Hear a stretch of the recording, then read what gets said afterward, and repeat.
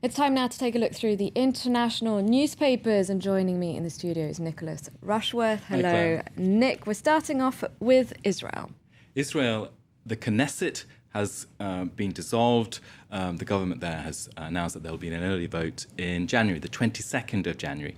The reaction in the press, I wanted to look at that on both sides of the fence, starting out with the Jerusalem Post. And it says, surprise, surprise, that Iranian threat has vanished. It's gone off the radar as suddenly elections, domestic politics in Israel come center stage.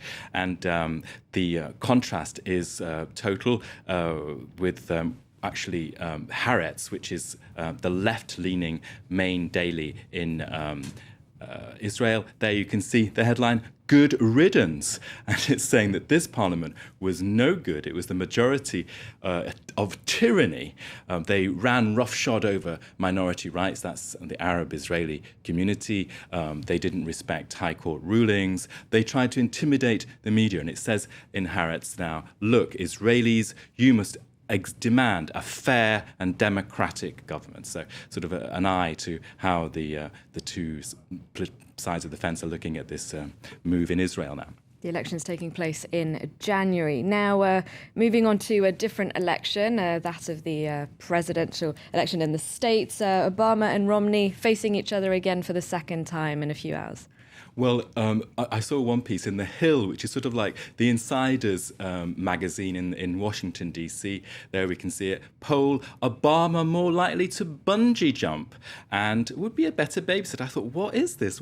This is crazy. How many polls can you have in a day and about what? So would you believe it? Obama is going to be a better bungee jumper, according to a poll. 6 in 10 Americans think he's going to be better than Romney. Romney scoring much lower. Now, I thought, bungee jumping off what? Like the fiscal cliff or something that they got over there? Maybe they were inspired by Fearless Felix. I mean, why ask people about bungee jumping in the first place?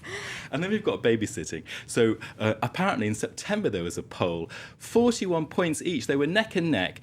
If parents asked either of them to babysit, who would they choose? And I was like, not particularly a big policy issue.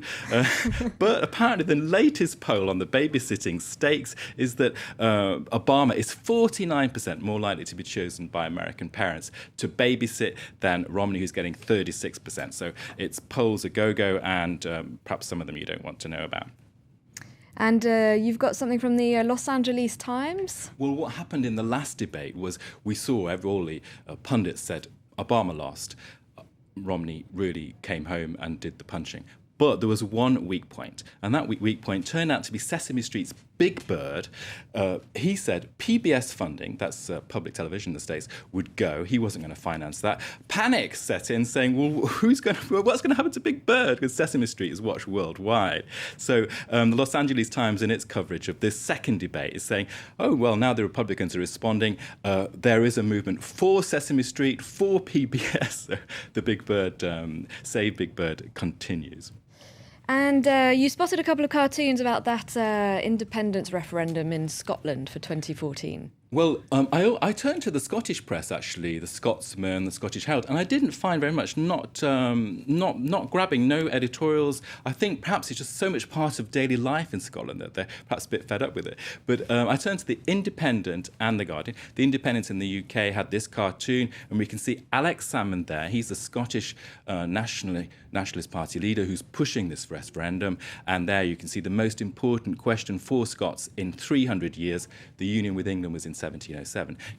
David Cameron, the British Prime Minister, I was going to say English Prime Minister there, looking on, saying any swing in the polls. So the Union Jack underwear is down and the Scottish kilt is up.